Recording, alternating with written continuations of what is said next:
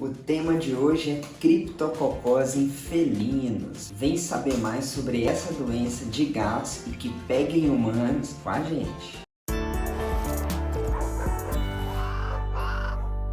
Bom pessoal, meu nome é Marco, eu sou médico veterinário e no vídeo de hoje a gente vai fazer um resumo da doença, as características do fungo, características da doença, os sinais clínicos, são os sintomas, diagnóstico e tratamento. Então vamos lá. A criptococose é uma micose sistêmica de distribuição cosmopolita. E o que eu quero dizer com isso? Ela é uma doença que ataca órgãos internos e externos, como a pele, e também ela dá em centros urbanos. E é causada por um fungo do gênero Cryptococcus. A doença pode atingir também, além dos gatos, que é hoje o tema do vídeo, caninos, animais silvestres e, infelizmente, nós, humanos. Então ela é uma zoonose e isso preocupa ainda mais a gente. E o acometimento dos gatos pela essa doença é raro, ou seja, a criptococose em gatos não é comum de dar. Esse fungo do gênero Cryptococcus é uma levedura, e a levedura, que são organismos unicelulares microscópicos, que é o causador da criptococose, é conhecida como Cryptococcus neoformans e tem sua espécie subdividida em 5 sorotipos, sendo eles Cryptococcus neoformans, variante Grube, que é do sorotipo A, Cryptococcus neoformans, variante Neoformas, que é pertencente ao sorotipo D e AD, e o Cryptococcus neoformans, variante GAT, pertencente ao sorotipo B e C. E o que eu quero dizer com isso? Eu quero dizer que todas essas variantes do Cryptococcus neoformans que eu falei anteriormente, elas são bem semelhantes de modo genético. Porém, existem diferenças entre essas variantes, mas não diferenças significantes a fim de alterar o nome da espécie. Por isso que a gente coloca elas como variantes diferentes dentro de uma mesma espécie, que seria a espécie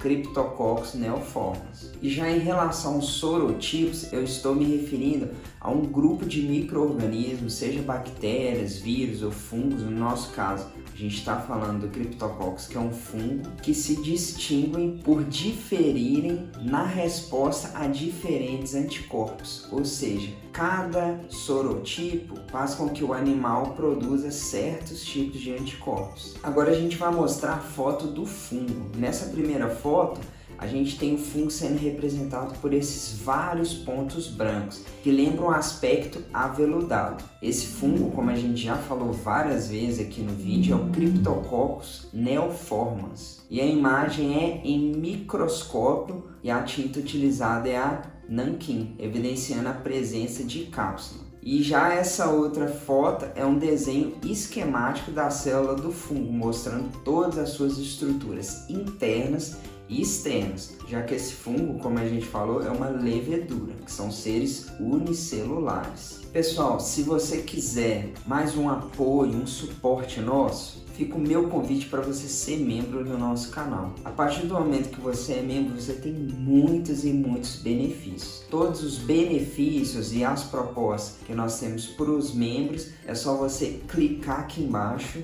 no retângulo escrito Seja Membro para ter acesso a todos esses benefícios. É mais um motivador para a gente produzir conteúdo de qualidade aqui para vocês. No homem e nos animais, as duas principais espécies que causam doença são Cryptococcus neoformans e Cryptococcus gat. Ambas as espécies estão encontradas no ambiente associadas a excrementos de pombos, que é a matéria evacuada do pombo, ou seja, é o cocô mesmo. E quando a gente fala cocô em ave, na verdade a gente está falando de cocô e xixi, já que a eliminação não é igual acontece com a gente ou com os outros mamíferos. A eliminação é junta das fezes e da urina. E além do cocô e do xixi do pombo, pode ser encontrada também em matéria vegetal em decomposição e em tocos de árvore, onde pode permanecer viável por mais de 2 anos, então é muito tempo. E esse fungo fica esperando ali um hospedeiro chegar e se contaminar, e ele pode ficar esperando, como a gente falou, até 2 anos, que é muito tempo. Então ele é resistente no ambiente. O que é um ponto negativo, já que isso predispõe a mais e mais infecções. E a maioria dos animais acometidos pela doença estão entre a faixa etária de 2 a 4 anos. E o período de incubação da criptococose varia de meses a anos. O período de incubação é o momento da infecção até a manifestação dos sinais clínicos, são os sintomas que o gato apresenta. Como o período desse fungo varia de meses a anos, vamos supor que o gato pega o fungo agora. A gente viu que ele resiste até 2 anos no ambiente. Aí vamos supor que o pombo faz o cocô dele, o gato vai lá, cheira e pega esse fungo. Ele vai começar a manifestar os sinais clínicos, né, que são os sintomas, alguns meses depois de ter inalado esse fungo ou até alguns anos. Então, esse é o período de incubação. E devido ao grande tempo de incubação, torna difícil a gente mensurar onde o animal adquiriu essa infecção. Alguns estudos relatam que os excretas envelhecidas de aves oferecem um substrato orgânico mais favorável para o desenvolvimento do fungo. E isso se dá porque nesse excreta vai ter uma menor quantidade de bactérias, então a competição pelo crescimento ali é reduzida, contribuindo para a elevada densidade populacional de células desse fungo no substrato. E os felinos se infectam a partir da inalação dos esporos desse fungo e atinge principalmente o trato respiratório superior, podendo progredir para os pulmões. Ou seja, a infecção começa na narina, nas fossas nasais e pode se agravar indo então para o pulmão. E esses esporos que eu falei anteriormente são estruturas pequenas produzidas em grande quantidade por bactérias, fungos e plantas, com a capacidade de gerar um novo indivíduo. E nessa foto que está aparecendo para vocês, a gente vê os esporos do fungo. Lembrando que o fungo nessa foto não é o Cryptococcus, eu só utilizei essa foto para exemplificar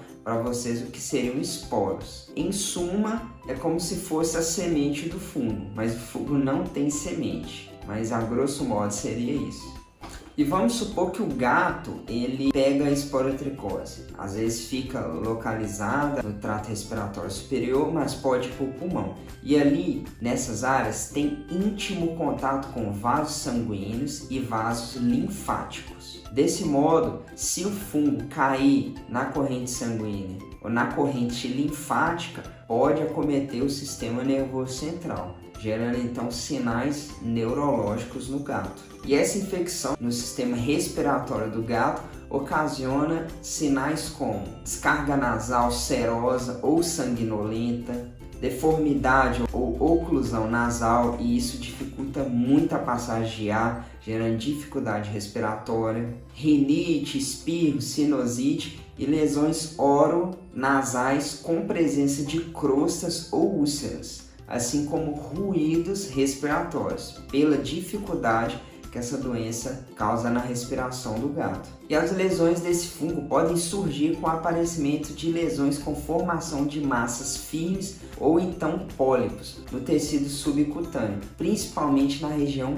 nasal, conferindo um aspecto característico de nariz de palhaço. Quando eu falo pólipos, eu estou me referindo ao crescimento desordenado das células de tecido de um órgão. E nessa foto a gente tem a representação do que eu falei do nariz de palhaço. Como vocês estão vendo, está na região do focinho e está muito inflamado. O animal sentiu muita dor, muito incômodo quando a gente toca. E aí também está o pólipo, que é aquele aumento de volume que eu falei anteriormente. E caso esse gato que está com esse aumento de volume na região do focinho, ele tenha acometimento do sistema nervoso central, os sinais clínicos que a gente vai ver incluem convulsão, paresia, ataxia, que é aquela incoordenação, depressão e até cegueira. O diagnóstico dessa doença ele pode ser feito através do histórico e anamnese. Então, por exemplo, é muito importante você falar para o seu veterinário se seu gato tem contato com pombo, se ele tem acesso à rua e, consequentemente, encontrar com o pombo ou até os excretas do pombo,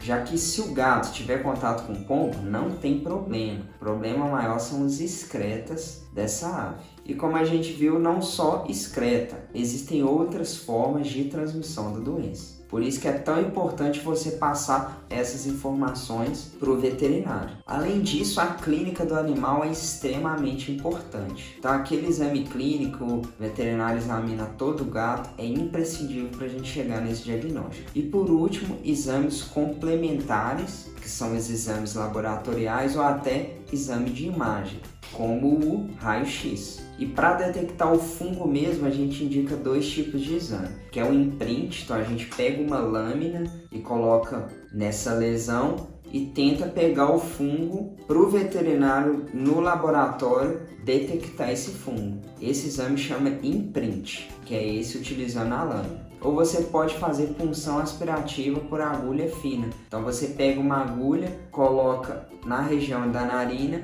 faz a aspiração, coloca na lâmina, faz o esfregaço e manda para o veterinário do laboratório para ele ver o que tem nessa lâmina. E o raio-x é muito bom também para a gente perceber a deformidade causada nas fossas nasais, na narina do animal e também no pulmão. O uso então de citologia para diagnóstico de criptococose é um método fácil e eficiente para o diagnóstico definitivo, ou seja, para a gente bater o martelo e falar que é doença. E isso se dá devido à quantidade de levedura que geralmente é alta nessa lesão do nariz e pela aparência característica do fungo. Além de todos esses exames, nós podemos fazer os exames histológicos, que são as biópsias e mandar para análise, exame sorológico, que é a dosagem de anticorpos, e também a cultura desse fungo. E para a gente tratar esse fungo, como que a gente faz? Pois é, a gente institui uma terapia antimicótica via oral, que é a de eleição para tratar esse fungo, associado à pomada ou spray antifúngica nos locais da lesão. E a gente tem que fazer essa terapia durante 3, 6 até 2 anos de tratamento. Então isso vai variar de animal para animal, mas a duração dos tratamentos de doenças fúngicas é muito longa, então requer muita paciência e cuidado. Paciência porque realmente é uma doença complicada da gente tratar, então a gente tem que ter persistência, o tratamento é longo também. E cuidado porque essa doença, como esporotricose, pega em humano, então a gente tem que ter cuidado ao manipular o gato e fazer o manejo dele durante todo esse tratamento. Essa outra imagem é do gato 4 dias depois do início do tratamento, então vocês podem ver que a lesão já está menor, mas ainda ela está feia. Apesar de ter melhorado bastante, ainda está grande. E essa imagem da direita mostra o mesmo gato ao final do tratamento. E ali tem uma área até sem pelo, mostrando então a cicatrização final dessa lesão. As lesões causadas por esse fungo pode pegar em humanos, e isso é uma preocupação de saúde pública, mas no vídeo nós falamos dessa doença nos gatos. E esse gato pode manifestar vários sinais clínicos, sendo então uma doença grave, e quando a gente chega no diagnóstico a gente consegue tratar. O lado bom é que essa doença tem tratamento e o lado ruim é que o tratamento é muito longo, chegando a durar meses a anos. Então espero que vocês tenham gostado do vídeo de hoje. Fica aqui meu convite para você se inscrever no nosso canal do YouTube. Um forte abraço para vocês e tchau! Até o próximo vídeo.